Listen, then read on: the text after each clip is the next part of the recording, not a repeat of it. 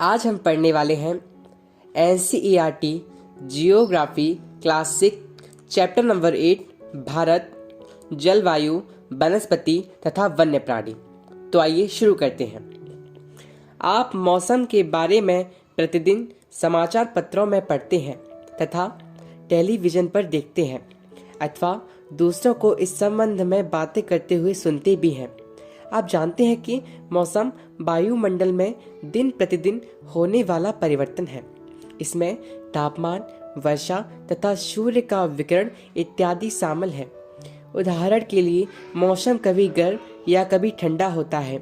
कभी कभी आसमान में बादल छा जाते हैं तो कभी वर्षा होती है।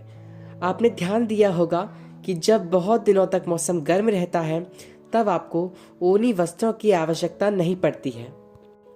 आप खाने पीने में ठंडे पदार्थों को पसंद करते हैं। इसके विपरीत ऐसे भी दिन होते हैं जब आपको ऊनी वस्त्रों के बिना ठंड लगती है। ठंडी और तेज हवाएं चलती हैं। इन दिनों में आप गर्म चीजें खाना पसंद करते हैं। सामान्यतः भारत के प्रमुख मौसम होते हैं। दिसंबर से फरवरी तक ठंडा मौसम सर्दी, मार्च से मई तक गर्म मौसम गर्मी, जून से सितंबर तक दक्षिण पश्चिम मानसून का मौसम वर्षा, अक्टूबर और नवंबर में मानसून के लौटने का समय शरद। शीत ऋतु, ठंडे मौसम में सूर्य की सीधी किरणें नहीं पड़ती हैं, जिसके परिणाम स्वरूप उत्तर भारत का तापमान कम हो जाता है। ग्रीष्म ऋतु, गर्मी के मौसम में सूर्य की किरणें अधिकतर सीधी पड़ती हैं, तापमान बहुत अधिक हो जाता है। दिन के समय गर्म एवं शुष्क पवन बहती है जिसे लू कहा जाता है। दक्षिण पश्चिम मानसून या वर्षा का मौसम, यह मानसून के आने तथा आगे बढ़ने का मौसम है। इस समय पवन बंगाल की खाड़ी तथा अरब सागर से स्थल की ओर बहती है। वे अपने साथ नमी भी लाती हैं। जब ये पवन पहाड़ों से टकराती है तब वर्षा होती है। मानसून के लौटने का मौसम या शरद ऋतु, इस समय पवन स्थल भागों से लौटकर बंगाल की खाड़ी की ओर बहती है। यह मानसून के लौटने का मौसम होता है। भारत के दक्षिणी भागों विशेषकर तमिलनाडु तक आंध्र प्रदेश में इस मौसम में वर्षा होती है। किसी स्थान पर अनेक वर्षों में मापी गई मौसम की औसत दशा को जलवायु कहते हैं। भारत की जलवायु को मोटे तौर पर मानसूनी जलवायु कहा जाता है। मानसून शब्द अरबी भाषा के मौसम से लिया गया है, जिसका अर्थ होता है मौसम। भारत की स्थिति उष्णकटिबंध में होने के कारण अधिकतर वर्षा मानसूनी पवन से होती है। भारत में कृषि वर्षा पर निर्भर है। अच्छे मानसून का मतलब है पर्याप्त वर्षा तथा प्रचुर मात्रा में फसलों का उत्पादन। किसी स्थान की जलवायु उसकी स्थिति, ऊंचाई, समुद्र से दूरी तथा उच्चावच पर निर्भर करती है। इसलिए हमें भारत की जलवायु में क्षेत्रीय विभिन्नता का अनुभव होता है।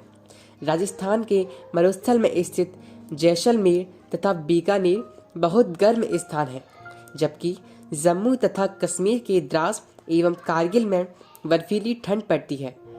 तटीय क्षेत्र जैसे मुंबई तथा कोलकाता की जलवायु मध्यम है। वे ना ही अधिक गर्म हैं और ना ही अधिक ठंडे। समुद्र तट पर होने के कारण ये स्थान बहुत अधिक आर्द्र है। विश्व में सबसे अधिक वर्षा मेघालय में स्थित मौसिनराम में होती है, जबकि किसी किसी वर्ष राजस्थान की जैसलमेर में वर्षा होती ही नहीं है। प्राकृतिक वनस्पति, हम अपने चारों तरफ विभिन्न प्रकार का पादप जीवन देखते हैं। हरे घास वाले मैदान में खेलना कितना अच्छा लगता है। कुछ पौधे छोटे होते हैं जिन्हें झाड़ी कहा जाता है, जैसे कैक्टस तथा फूलों वाले पौधे इत्यादि। इसके अतिरिक्त बहुत से लंबे वृक्ष होते हैं। उनमें से कुछ में बहुत शाखाएं तथा पत्तियां होती हैं, जैसे नीम, आम। तो कुछ वृक्ष ऐसे होते हैं जिनमें पत्तियों की मात्रा बहुत कम होती है, जैसे नारियल। घास, झाड़ियाँ तथा पौधे जो बिना मनुष्य की सहायता के उपजते हैं उन्हें प्राकृतिक वनस्पति कहा जाता है। क्या आप कभी यह नहीं सोचते कि ये एक दूसरे से किस प्रकार भिन्न है? अलग अलग जलवायु में अलग अलग प्रकार की वनस्पतियां पाई जाती हैं। इनमें वर्षा की मात्रा सबसे महत्वपूर्ण होती है। जलवायु की विभिन्नता के कारण भारत में अलग अलग तरह की वनस्पतियां पाई जाती हैं। हमें वनों की आवश्यकता क्यों है? वन हमारे लिए बहुत ही लाभदायक हैं। ये विभिन्न कार्य करते हैं। पेड़ पौधे ऑक्सीजन छोड़ते हैं जिसे हम सांस के रूप में लेते हैं तथा कार्बन डाइऑक्साइड को ग्रहण करते हैं। पेड़ पौधों की जड़ें मिट्टी को बांध कर रखती हैं तथा इस प्रकार वे मिट्टी के अपरदन को रोकते हैं। वनों से हमें ईंधन, लकड़ी, चारा, जड़ी बूटियां, लाख, शहद, गोंद इत्यादि प्राप्त होते हैं। वन वन्य जीवों के प्राकृतिक निवास हैं। पेड़ों की अंधाधुंध कटाई के कारण भारी मात्रा में प्राकृतिक वनस्पतियां समाप्त हो गई हैं। हमें अधिक पौधे लगाने चाहिए। जो पेड़ बचे हैं उनकी रक्षा करनी चाहिए एवं लोगों को पेड़ों के महत्व के बारे में बताना चाहिए। हम लोग कुछ खास आयोजन जैसे वन महोत्सव मनाकर अधिक से अधिक लोगों को इस प्रयास में शामिल कर सकते हैं तथा पृथ्वी को हरा भरा रख सकते हैं। वन्य प्राणी। वन विभिन्न प्रकार के वन्य जीवों का निवास होता है। वनों में जंतुओं की हजारों प्रजातियां तथा बड़ी संख्या में विभिन्न प्रकार के सरीसृपों, उभयचरों, पक्षियों, स्तनधारियों, कीटों तथा कृमियों का निवास होता है। बाघ हमारा राष्ट्रीय पशु है। यह देश के विभिन्न भागों में पाया जाता है। गुजरात के गिर वन में एशियाई शेरों का निवास है। हाथी तथा एक सींग वाले गैंडे असम के जंगलों में घूमते हैं। हाथी केरल एवं कर्नाटक में भी मिलते हैं। ऊंट भारत के रेगिस्तान तथा जंगली गधा कच्छ के रण में पाए जाते हैं। जंगली बकरी, हिम तेंदुआ, भालू इत्यादि हिमालय के क्षेत्र में पाए जाते हैं। इनके अतिरिक्त बहुत से दूसरे जानवर जैसे बंदर, शियार, भेड़िया, नीलगाय, चीतल इत्यादि भी हमारे देश में पाए जाते हैं। भारत में पक्षियों की भी ऐसी ही प्रचुरता है। मोर हमारा राष्ट्रीय पक्षी है। भारत में पक्षी तोता, मैना, कबूतर, बुलबुल तथा बतख इत्यादि हैं। अन्य बहुत सारे राष्ट्रीय पक्षी उद्यान हैं जो पक्षियों को उनका प्राकृतिक निवास प्रदान करते हैं। उद्यान शिकारियों से पक्षियों की रक्षा करते हैं। क्या आप अपने क्षेत्र में पाए जाने वाले 5 पक्षियों के नाम बता सकते हैं?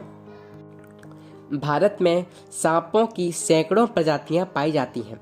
उनमें कोबरा एवं करेत प्रमुख हैं।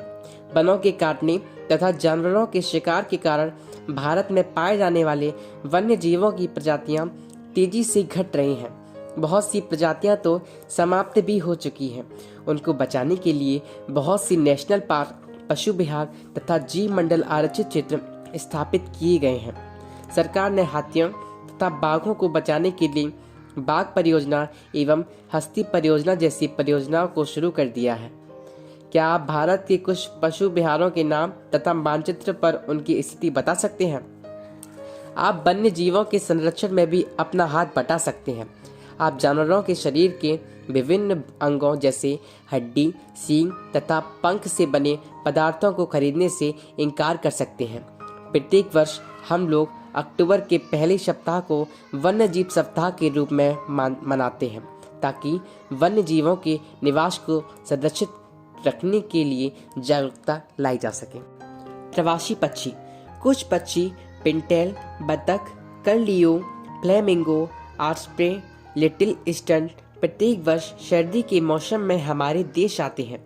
सबसे छोटी लिटिल ईस्टर्न, जिसका वजन लगभग 15 ग्राम होता है, आर्कटिक प्रदेश से 8000 किलोमीटर की दूरी तय करके भारत आती है। Thank you so much. तो इस प्रकार NCERT क्लास 6 जियोग्राफी के सारे चैप्टर हमने कंप्लीट कर लिए हैं, जिसकी प्लेलिस्ट आपको हमारे चैनल पर मिल जाएगी। यदि अभी तक आपने हमारा चैनल सब्सक्राइब नहीं किया है तो प्लीज़ चैनल को सब्सक्राइब करें और वीडियो को लाइक करना बिल्कुल ना भूलें और अपने एस्पिरेंट्स अपने फ्रेंड्स के साथ ये वीडियो ज़रूर शेयर करें और कमेंट करके हमें बताएं कि आपको हमारी ऑडियो बुक्स कैसी लगती हैं। Thank you so much. तो इस प्रकार यह अध्याय समाप्त होता है। ये सभी ऑडियो बुक्स आपके एज ए UPSC एस्पिरेंट आपके रिवीजन में बहुत ज़्यादा ही सहायक हैं।